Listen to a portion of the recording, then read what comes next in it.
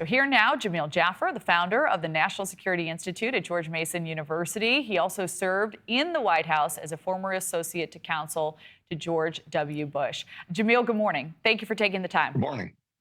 Thanks for having me on. Well, it's always a pleasure. Would you mind breaking down for us, with U.S. security in focus here, what are the biggest reasons the president has his sights set on Greenland? Well, this isn't the first time that U.S. presidents or senior leaders have tried to negotiate for Greenland. Back in the 1860s, Secretary of State William Seward tried to buy Greenland. In 1910, Ambassador Egan tried to do an exchange for the Philippines. And Harry Truman actually offered $100 million in U.S. gold to get Greenland. It's always been important for a variety of reasons. One, its strategic position between us and Europe, overflight range for potential ballistic missiles from Russia, from China, the Arctic, a tremendously important region for international security, minerals both in Greenland and in the Arctic, oil resources off the coast. So Greenland, while it only has about 50, 60,000 people, a critically important part of the global landscape. And it's why President Trump talked about it during his first administration. It's why he's talking about it again. Again, people may think, this is kind of it seems like a folly, right? We know about Alaska Seward's folly, but this is something that has been talked about for many U.S. presidents and many decades now, the question of whether we should try to get our hands on Greenland. Yeah, great context. So these plans for the second lady's visit, a dog sledding race, some other similar appointments, you could say, and now this agenda taking a major turn. Was this a strategic plan by the administration? What do you make of the move, how this trip came to be, and what it was initially billed as?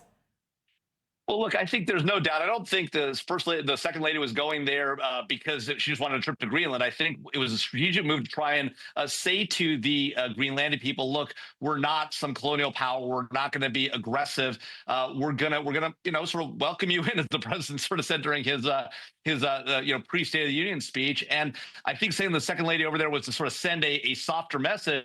Now with the vice president going, it's a little bit sort of more strategic message. We're going to look at military installations and the like. The U.S. has had a base there. It used to be Tool Air Base. Now it's Patuxent Space Base, doing, as you pointed out, with missile defense and the like. But this has now become a more strategic visit. But it was always designed to set the stage for further U.S. conversations about an improved military and strategic relationship, if not something more. It wasn't just a vacation trip and dog sledding for Usha Vance and her son.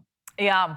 Do you think there will be any meaningful headlines following this trip, or do you think this is optics, as you said, to perhaps soften relations just to start? Well, we'll see. Certainly, the Greenlandic people and the government has made clear that they're willing to negotiate. They've talked about expanding U.S. military operations in that country. When this effort was first announced, we saw them announce with Denmark a strategic strengthening of the defenses of Greenland, not against the United States, but just generally.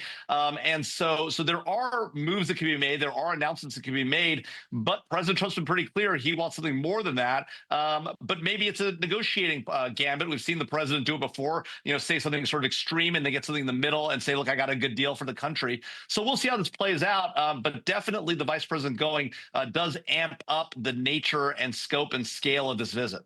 Yeah. What do you make of the timeline here? The president with some pretty hard words saying, we're going to get this area by force, or the nice way, sort of. Jamil, what do you think? When do you think we'll see more action from this administration on this effort? Well, look, Donald Trump oftentimes speaks in big ideas. He talked about ending the war in Ukraine before he even took office. He talked about doing a nuclear deal with North Korea. Those things didn't happen. And he talked about, taking back the Panama Canal, and we'll see what happens with that. But it's clear it's on his mind. It's clear he wants something done. It's clear he wants to make a deal of some sort, whether that actually means making Greenland part of the United States or just getting a better deal in terms of military, strategic position, critical minerals, and the like. You can very much see the president wants something out of this. It's not clear what he wants, or whether he actually wants the country itself, or he wants something less, or he'll settle for something less. But the vice president going, Usha Vance going, there's going to be conversations. There's a deal coming here, Kayla. We'll just see what it looks like. Yeah, we certainly will. All right, Jamil Jaffer, thank you as always for your time. Thanks for having me on.